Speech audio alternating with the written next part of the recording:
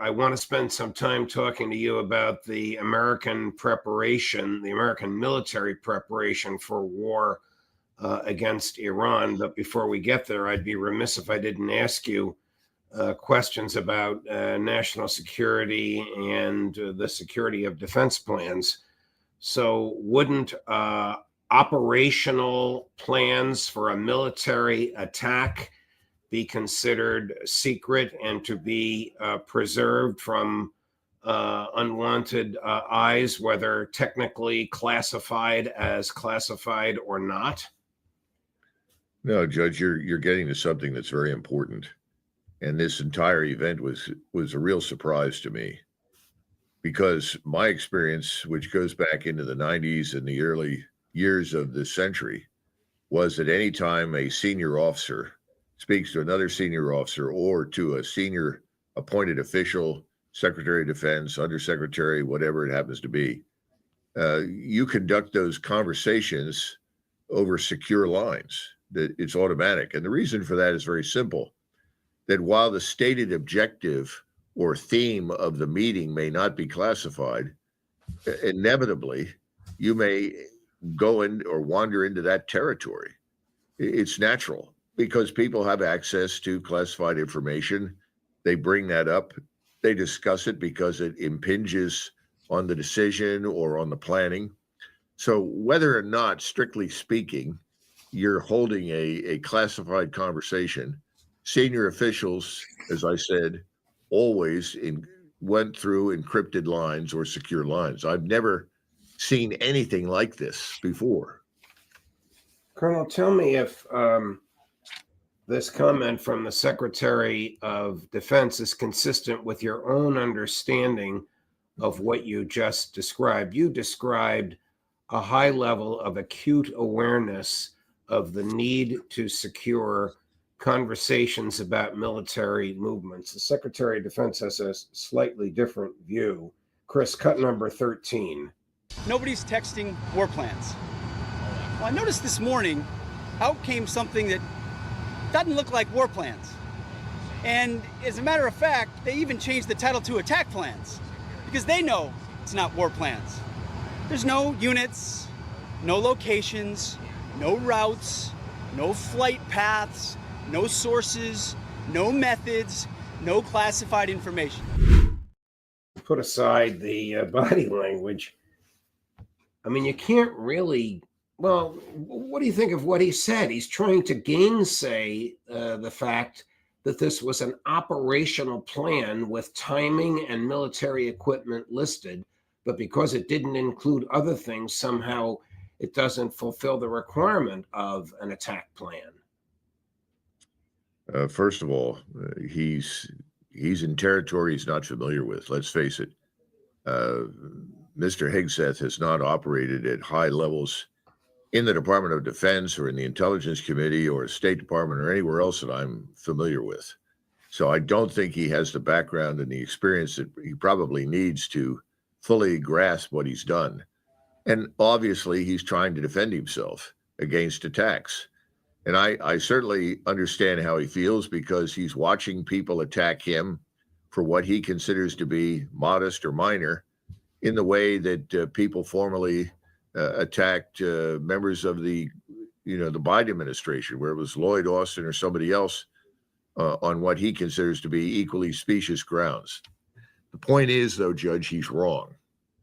And, I've been involved in some of these things. I've stood next to a senior officer who was directed to call the Secretary of Defense. And it was not over what you would call classified matter at all. It had no classification whatsoever. But both sides understood that he was going to get guidance from the Secretary of Defense that should be treated as at least as confidential. And it's not something that the rest of the world needs to hear. And so ultimately, whether he likes it or not, he and everyone else who participated in this disaster looked foolish and unprofessional and amateurish. That's the bottom line. Now, should somebody be removed for being part of this? That's a matter for the President of the United States to decide. I don't know what he will do, but I would suggest that whoever set this up, first and foremost, probably deserves to be on the chopping block. And then the question is, why would anybody go onto something like Signal or any other non-secure line outside of the Defense Department to discuss any of these matters?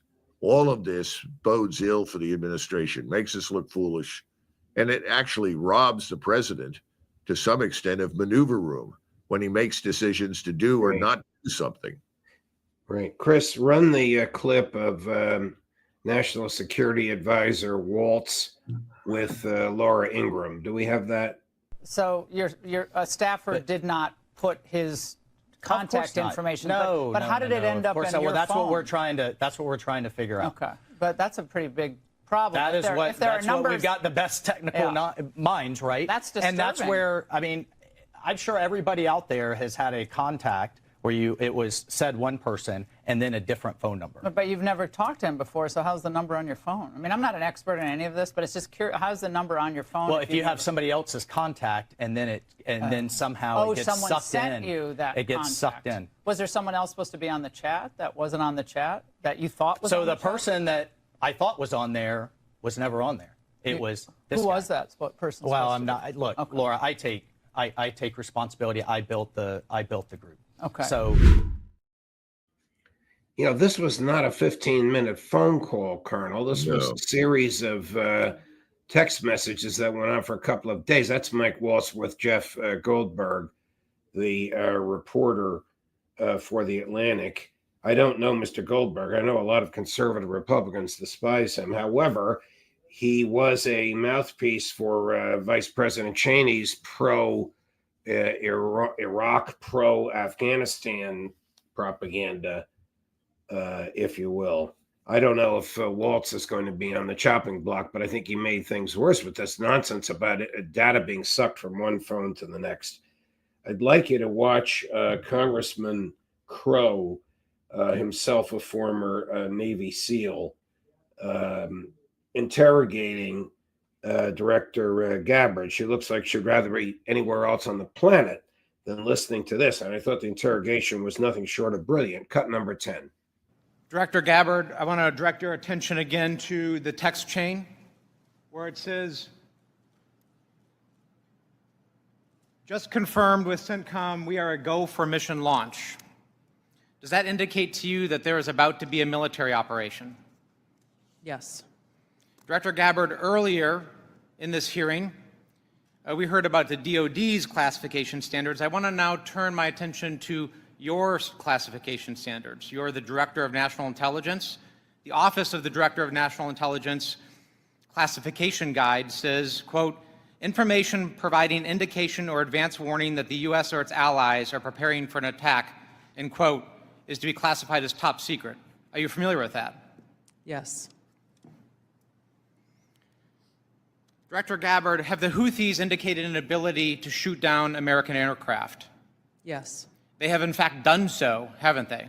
Yes. Including MQ-9 Reapers, haven't they? That's correct. And that was one of the systems used in the attack recently that's the subject of this discussion, is it not? Correct.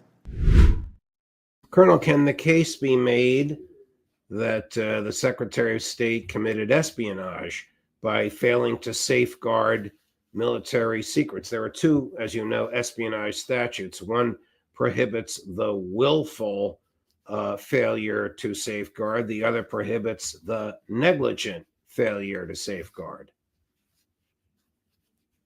Potentially, I suppose it is, could be prosecuted, certainly for negligence, which is what I would chalk this up to. Again, you're talking about people without much experience that are in jobs that are way beyond anything they've ever done before. And they're doing things that they did when they were civilians. And that's just an impossibility now. You can't even walk out of your office and make an off-the-cuff statement if you're the Secretary of Defense or the Director of the CIA, Director of National Intelligence, Secretary of State. Whatever you say, your words have to be carefully chosen. Now, they don't seem to understand that anything at that high level involving any potential action or policy that the White House may direct should be treated at least as extremely confidential, if not top secret. which means, again, you go back to the network that you know is encrypted. I'm surprised that whoever works for Secretary Hegseth did not go to him and say, look, you really need to reconsider this discussion and let's put it on the secure network. But then again, he may have done these things without consulting anybody in his office. Who knows? Yeah. But I feel badly for Tulsi Gabbard. She's trying to be a loyal member of the Trump team, and there's only so much that she can do, and she has to answer truthfully, and she did. What she said is correct. I feel sorry for her too. The person who needs to answer truthfully is the Secretary of Defense. I mean, the Vice President expressed an opinion, a good one. Maybe we should caution against this. Maybe we shouldn't be doing it. Aside from what he said, there's no conversation about the lawfulness, morality, or military necessity of bombing this residential neighborhood in Yemen. Well, Judge, those things never come up. I'm sorry to say. I've never heard anybody bring up those kinds of matters. Because remember, especially the people in the military, but the people in the Department of Defense are treating whatever policy decision is made as a foregone conclusion and sacrosanct. So the notion that you would raise that is just not very probable on the defense side. I'm glad that the representative of the vice president said what he did. And that's probably the one modest bright light in an otherwise extremely dark sky in this whole matter. Yeah. Colonel, is the United States preparing for war against Iran? No, I think so. I don't think there's any question about that, unfortunately. Now, you and I know that this has been going on for a long time, and we've had similar buildups in the past. Yeah, the other thing is the Iranians have allegedly been within a week or 2 weeks or 10 days of having a nuclear weapon off and on for a decade at least. I don't know how many times I've listened to someone from the Israeli government or one of their supporters inside the United States make that argument. But this looks very serious. An enormous amount of firepower is being assembled. I think it's unfortunate that we photograph bombers and ships and other things that are being assembled for an attack and then broadcast that through our media. I wish we would not do that. If I were Secretary of Defense, I would ask the media not to do that, and I probably would ban them from any of the installations where the firepower is being assembled. Unfortunately, it's too late. That's been done. And we don't understand that allegedly the Iranians have missiles that with a maximum range for precision guidance of 2,000 kilometers. That's great. Diego Garcia is just beyond that range. But the next level, the next ranging level for missiles that both the Russians and the Chinese have, which they could conceivably turn over to the Iranians, is 5,000 kilometers. Now, if those missiles are on hand or they've already been provided, we just don't know. That means that when you assemble aircraft or ships or anything else within that range, they're at risk of being destroyed. And what's to stop an enemy from destroying your aircraft on the tarmac, on the runway before they ever get a chance to get into the air? So I'm very uncomfortable with all these pictures. I think somebody probably in Washington says, well, this is great. We're intimidating the Iranians. I don't see much evidence for that intimidation. What I see is evidence for revealing too much of what you might do. But that's a problem we have. It's not a new one. We had it during World War II. Interrogations of German senior officers indicated that some of the most valuable intelligence they had during the war came right out of newspapers in the United States. Colonel, several of our colleagues on this show have stated that among the last advice that Bill Burns, who's the former U.S. ambassador to Moscow and for 4 years was the director of the CIA under President Biden, gave to Director Gabbard and Director Ratcliffe was his opinion that the Iranians do not have a nuclear weapon. Would the United States follow the political needs of Prime Minister Netanyahu over its own intelligence assessments as to what they're targeting, what they're bombing, who they're trying to kill, what they're trying to prevent? Well, there's certainly a large body of evidence to suggest that that's the case. I mean, we have to ask the question, why would we want to create this tension that can only lead ultimately to the development of a nuclear weapon, not just in Iran, but in many other countries? I mean, if you watch the United States over the last 20, 30 years, the real lesson that you take away from all of it is that if you don't have a nuclear weapon, you are at risk of being destroyed from the air, invaded on the ground, destroyed from the sea. So you ought to invest in a nuclear weapon. And that's why I don't think any of these so-called intimidation tactics work. I think it has the opposite effect. And I think that's what we're witnessing right now today in Iran. And it may be that inside Iran, in that inner circle, someone has said, we have to be ready very, very shortly to field our own nuclear warheads, because if we don't, we risk being destroyed. Wow. I hope that's not the case, but I worry a great deal about that. Does Israel risk being destroyed if Israel and the United States attack Iran? I mean, it'd be one thing for Iran to attack the United States, given the enormous distance, but quite another for Iran to attack Tel Aviv. Well, remember, I think the last time we talked, I pointed out to some underlying assumptions that are not questioned either in Israel or in Washington. And those assumptions include the Arabs, the Muslim states in general in the region can be bullied. They can be pushed. They can be steamrolled into whatever direction we care to go with impunity. That's number one. Number two, Does that include the Turks? I think it does. But on the other hand, you have to consider the possibility that we regard the Turks as having been sufficiently bribed or bought off in Syria so as to keep them on side. I mean, remember, it's always a question of bribe, bully, and then bomb. Bomb is the last step if the bribes and the bullying doesn't work. But the second thing is that there's this assumption that we are irresistible, invincible, that the combination of Israeli and American military power, specifically American, cannot be resisted, cannot be defeated. You know, those assumptions, I think, are dangerous. And we may yet, we may yet get a demonstration of just how inaccurate those assumptions are.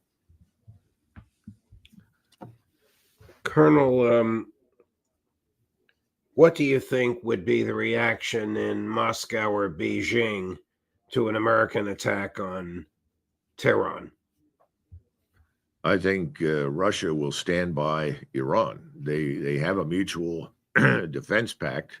We don't know the details, all the various codicils and statements in the pact, but I think it's pretty clear that from the Russian standpoint, Iran is the keystone in the edifice of the region. Remember, we talked previously about this road, which consists of rail lines as well as road that runs from the Indian Ocean coast of Iran straight up through Iran, all the way through the Caucasus and into Russia, that can carry oil, gas, all sorts of things in both directions, and then ultimately reach Europe. And that, again, Iran also sits astride routes between the East and the West. From the Chinese standpoint, Persia was always the key player on the Silk Road. And in fact, once you left Chinese territory, the lingua franca for hundreds of years of that Silk Road was Persian or Farsi, was never Chinese. So I don't see the Russians under any circumstances abandoning Iran. And if we think they will, we're wrong. And again, I think this is one of the reasons that President Trump wanted a rapid conclusion to the war in Ukraine, in the hopes that he could formulate an agreement that would satisfy Russian national security interests and urge the Russians to stay out of any confrontation with Iran. Well, that's obviously failed. While we're doing many good things in Riyadh, and I think the team down there really is negotiating good things with the Russians for the future from the standpoint of the United States, and I would argue Europe, towards normalizing relations. The Right. problem is that this war drags on, and we don't seem to understand that this war is not going to end, frankly, until you get rid of Zelensky. He and his cabal and his backers in Western Europe are keeping this thing going. Don't the Chinese receive a fair amount of oil from Iran, and wouldn't they do what they had to prevent that from being interrupted? Well, they have a flotilla, a naval flotilla. It's not very large, but it is in the Indian Ocean, right at the mouth of the Straits of Hormuz. I don't know the distribution of submarines, but I suspect Russian and Chinese submarines are also in those waters.